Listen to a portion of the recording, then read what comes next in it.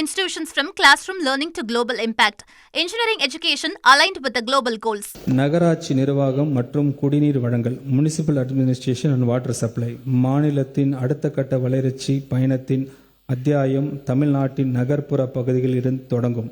நகர்ப்புற உட்கட்டமைப்பில் உள்ள கேப்ஸை பூர்த்தி செய்து நமது நகர்ப்புற உள்ளாட்சி அமைப்புகளின் ஒவ்வொரு குடிமக்களும் பயன்பெறும் வகையில் சிறந்த வாழ்க்கை தரத்தை வழங்கும் நோக்கில் நகர்ப்புற உட்கட்டமைப்பு குடிநீர் வழங்கல், நிலத்தடி கழிவுநீர் வடிகால் அமைப்பு, இன்டகிரேட்டட் சாலிட் வேஸ்ட் மேனேஜ்மெண்ட், நகர் சாலைகள், நகர்ப்புற போக்குவரத்து, பசுமை பரப்பு விரிவாக்கம், நகர்ப்புற நீர்நிலைகளின் பாதுகாப்பு, சமூக உட்கட்டமைப்பு, பெண்கள் மற்றும் குழந்தைகளின் பாதுகாப்பு, செயற்கை நுண்ணறிவு சார்ந்த மின் ஆளுமை மற்றும் எக்ஸ்க்ளூசிவ் நகர்ப்புற பொது சுகாதார மேம்பாட்டு இயக்கம் ஆகியவற்றை ஒரே கூரையின் கீழ் இணைக்கும் ஒருங்கிணைந்த இயக்கமான முதலமைச்சரின் ஒருங்கிணைந்த நகர்ப்புற மேம்பாட்டு திட்டத்தினை அறிவிப்பதில் நான் பெருமகிழ்ச்சி கொள்கிறேன்.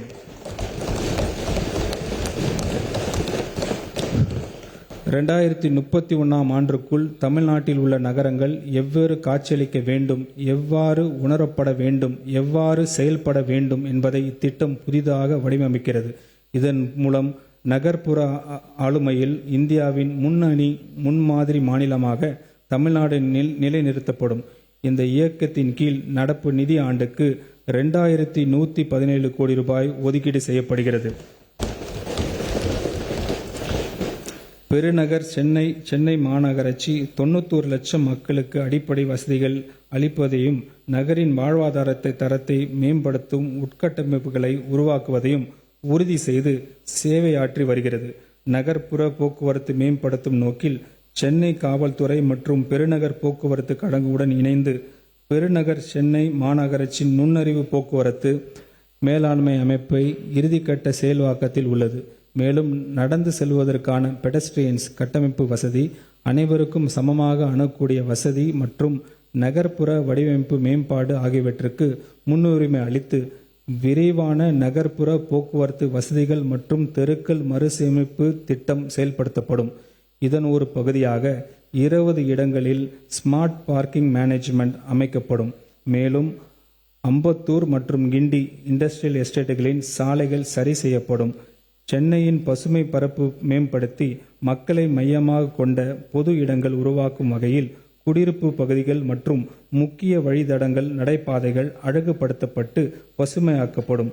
சென்னை ஒரு நிலையான மற்றும் பேரிடர் காலங்களில் விரைந்து மீளும் தன்மை உள்ள நகரமாக மாற்றுவதற்கான தொலைநோக்கு பார்வையின் ஒரு பகுதியாக பல்வேறு இடங்களில் நீர்நிலைகள் சுற்றியுள்ள பகுதியில் பசுமை உள்கட்டமைப்புக்கான மேம்படுத்த திட்டங்கள் மேற்கொள்ளப்படும்.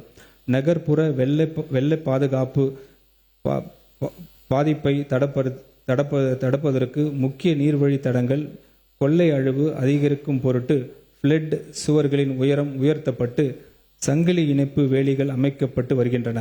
இதன் மூலம் என்விரான்மெண்ட் ரிசோர்சஸ் பாதுகாப்படுவதுடன் நிலையான சமூக பயன்பாட்டு இடங்கள் உருவாக்கப்படும்.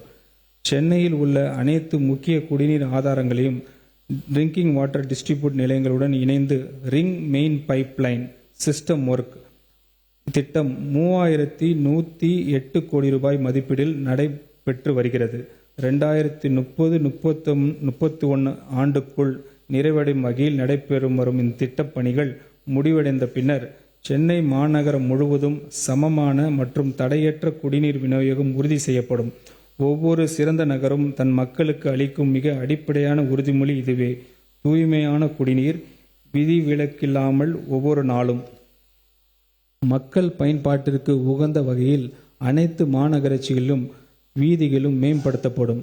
சரியான சாலை இணைப்பு, நடைபாதைகள், மிதிவண்டிகளுக்கான தனி பாதைகள், கிராஸ் ஸ்ட்ரீட்ஸ் இணைப்புகள், மேம்பட்ட சாலைகள் சந்திப்புகள், பள்ளிகள் பாதுகாப்பு செல்வதற்கான பாதைகள் மற்றும் நவீன LED தெரு விளக்குகள் ஆகியவை அமைக்கப்பட்டு இந்த ஸ்ட்ரீட்ஸ் நவீன நகர்ப்புற ஸ்ட்ரீட்ஸாக உருவாக்கப்படும்.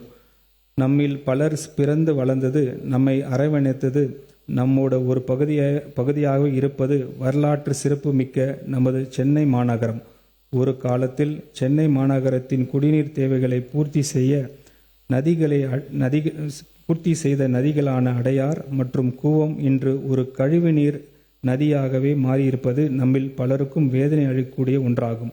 தமிழ்நாட்டினை இதற்கு முன் மாறி மாறி ஆண்ட அரசுகள் அடையாறு மற்றும் கூவம் ஆறுகளை சுத்தப்படுத்துவதும் அழகுபடுத்துவதும் பல 100 கோடி ரூபாய் மக்கள் வரி பணத்தை வாரி இறைத்தும் ஆறுகளின் தன்மையில் பெரிய மாற்றம் ஒன்று ஏற்படவில்லை. உலகின் மிக பெரிய மற்றும் பழமையான நகரிகளான ஹரப்பா, மொஹெஞ்சதாரோ, இன்சா, மெசபோட்டோமியா ஆகியவை பெரு நதிகளின் அருகிலே வளர்ந்தன. கூவம் மற்றும் அடையார் ஆறுகள் இதன் இயல்பு நிலைக்கு கொண்டு வர நமது மாண்புமிகு முதலமைச்சர் அவர்களின் தலைமையிலான அரசு கடுமையாக பாடுபடும். Saram institutions from classroom learning to global impact. Engineering education aligned with the global goals.